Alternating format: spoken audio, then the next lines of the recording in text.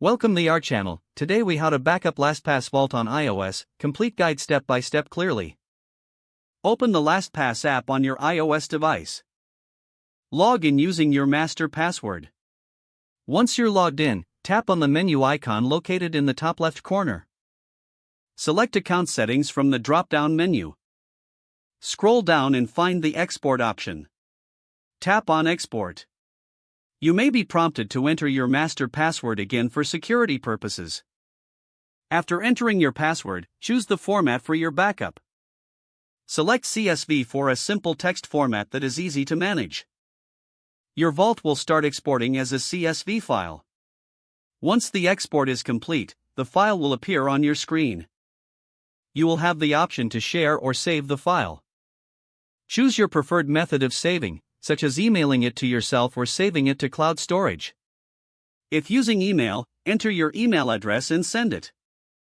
If saving to cloud storage, select the storage option and follow the prompts. Wait for the export process to finish, ensuring your data is saved. To verify your backup, access the downloaded file from your chosen method.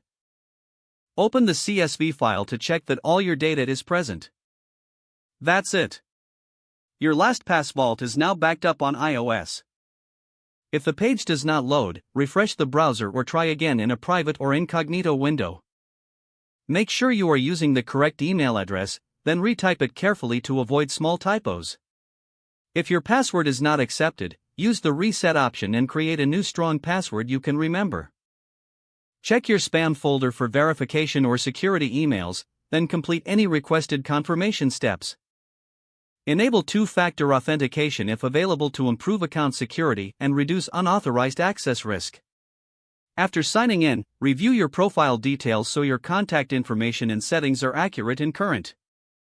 If you see an error message, note it down and try again after restarting your device and internet connection.